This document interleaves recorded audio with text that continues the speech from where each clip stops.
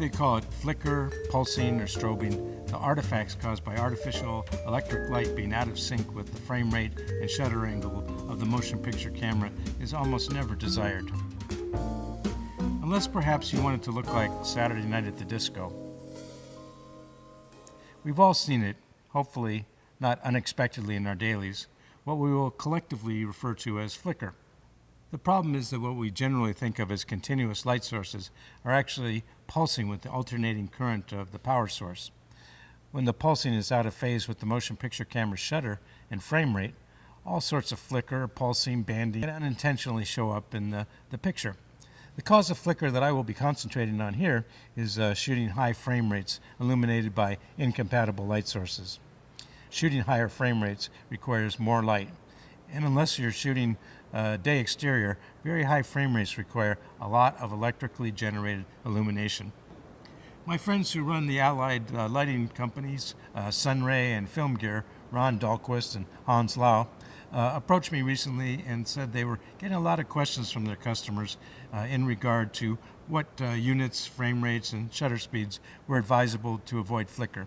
They suggested I conduct some tests and publish our findings via the Digital Cinema Society. I explained that since DCS always needs to remain impartial, I couldn't just test our lights, but would need to look at a broad cross-section of other manufacturers' products. I figured an easy way to gather such a cross-section would be to ask a couple of our other supporters, and maybe a few would be willing to participate. I was surprised when every single one of our lighting-related DCS sponsors enthusiastically jumped on board, thereby turning it into a much bigger effort than I had originally imagined. It seemed that they had all been getting such queries from their customers, and they didn't know exactly where to turn for answers. Being that Vision Research, the leading manufacturer of high-speed cameras, is also a DCS supporter, it made getting a hold of their Phantom and 4K Flex cameras much easier. Since one of Vision Research's top software consultants, Bob Monaghan of Glue Tools, is a longtime DCS member, he was graciously willing to donate his time as a Phantom expert. Today we have a Phantom Flex 4K camera, and it's a 4K camera that shoots at about 1,000 frames a second. That's pretty fast, and you can go faster if you window down, is that right? That's correct. So today we'll be shooting at 1280 by 720, and it will be able to crank it up to about 2,400 frames a second. And since we're just looking for flicker, there's no reason to do the 4K. Absolutely. In this case, we're looking at frame rate and shutter angle. We want a nice narrow shutter angle to reveal any artifacts. Now, we were using the 2K, and that goes much faster, but it has a different kind of shutter. Can you tell us about the difference? Certainly. This is a rolling shutter model, and with rolling shutter on these cameras, they tend not to go as high in the frame rate. On the global shutter, we can window in and really pick up the pace a bit. But this is probably the most popular camera for motion pictures, which is what we're interested in. Yeah, exactly. This camera is built for a nice clean image. In all, companies supporting the effort included, in alphabetical order, ARRI, BBS, Cineo Lighting, Dadco, Datolight, Digital Sputnik, Felix, Film Gear, Glue Tools, K5600, KinoFlow, Light and Motion, Light Panels, Luminous, Macom, MBS, Mole Richardson, Neela, O'Connor, Howard Gems, Red Scorpion LED, Roscoe, and Xylite. Most lighting manufacturers supplied 2 units for testing, and we shot tests for each at 600, 1,000, and 5,000 frames per second. Everything from a battery-powered LED from Light and Motion that fits in the palm of your hand to a 24K HMI powered by a variety of ballasts. In all, we captured almost 200 separate but fairly identical shots. Half the frame was composed of a partially filled aquarium into which we dropped an apple. The idea was to give some sense of a slow motion effect as the apple slowly floated down into the liquid, making it a bouquet of displaced water droplets. The other half of the frame was a whiteboard with tech notes, frame rate, shutter angles, speed, and the unit being tested. This not only served as our slate for each shot, but also the large white surface is the easiest way to detect flicker. You can usually see such issues by eye on the monitor, but as a pulsing, strobing, or even a slow rolling bar through frame. But to get an even more analytical view, we used a waveform monitor, where it's really easy to see on a static background as flutter in that range of the picture. We could publish the completed hours of footage, but the only good purpose I could think of to ever go through all that footage would be as an effective sleep aid.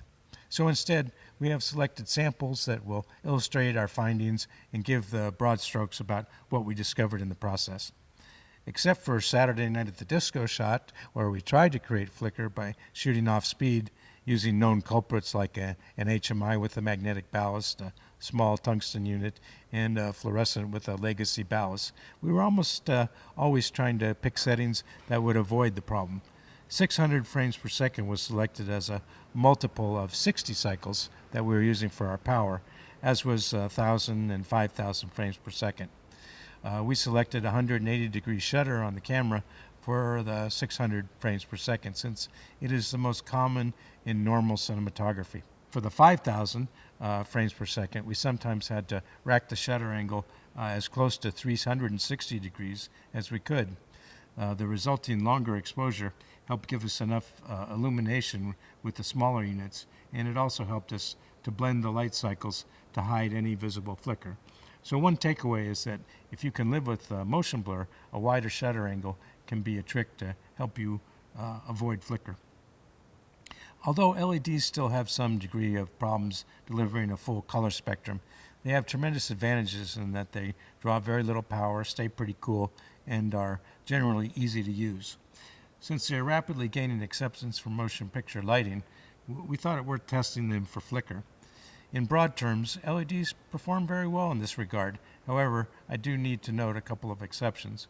One would be when you dim most LEDs running on AC power, then you get a lot of flicker. For example, the Mole Richardson Senior LED and Tenor LED both performed flawlessly all the way up to 5,000 frames per second until they were dimmed.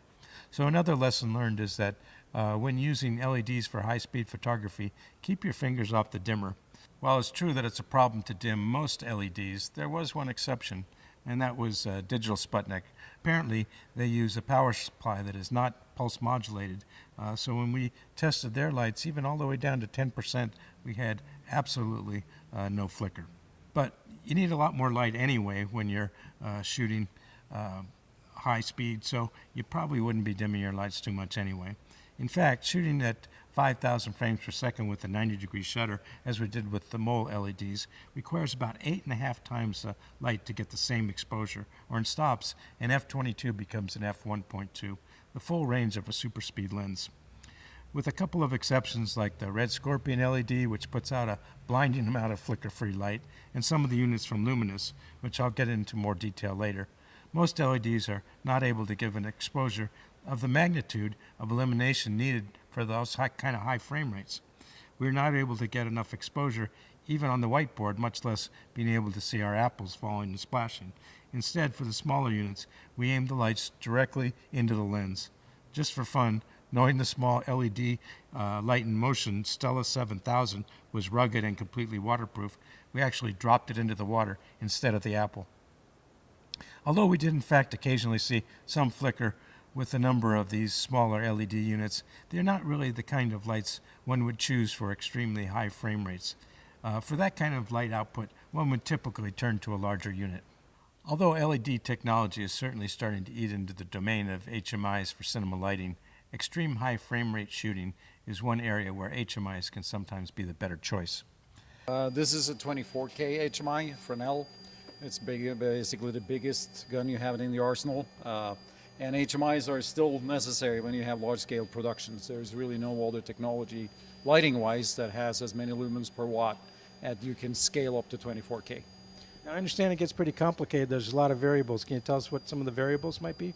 Yeah, an HMI system is a head, a two-head cable, and a ballast, and it works together. And you may got to make sure that all of these parts work together. And there are many variables. And typically, what we see on set that the problems are old lamps, and also that people don't wait until the systems have stabilized.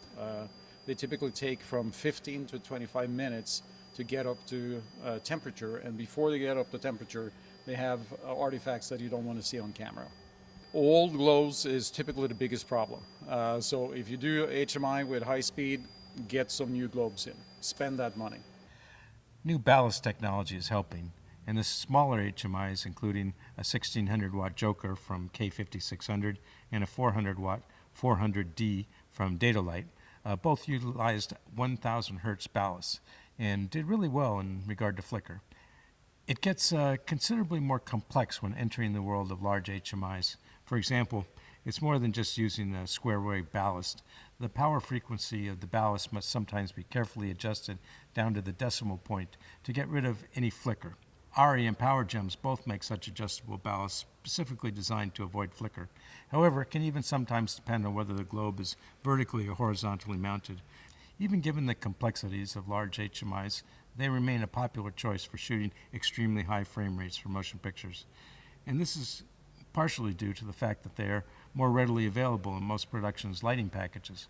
However, if you really need a bulletproof, ultra-high-speed lighting source, there are a couple of choices you can turn to. One option is from Luminous, the same folks who created lightning strikes. Much as we tried, we were not able to get their 30K lab light to flicker, even when we dimmed them. Now, the 30K is a monster of a light and can run for only about 10 seconds at a time before needing to recharge. However, 10 seconds of runtime at 10,000 frames a second is about 12 minutes of duration when played back at 24. It would have to be a pretty interesting shot to play continuously for 12 minutes. This is not a light most cinematographers would carry on a standard feature package, but if you're concentrating on extreme high frame rates, you don't want to worry about flicker. These units might be something to seek out. There are, however, some situations where you might want flicker, such as to simulate firelight or the subtle varying glow coming off of a TV. Over the course of the testing, I became aware of a terrific LED unit from Xylight, which is known as their IS3. The unit features an array of 22 separate 4-color light engines, which can be combined to match standard daylight, tungsten, or a variety of specific digitally tunable color temperatures, from a warm 2500K all the way up to a very saturated 10,000 degrees Kelvin.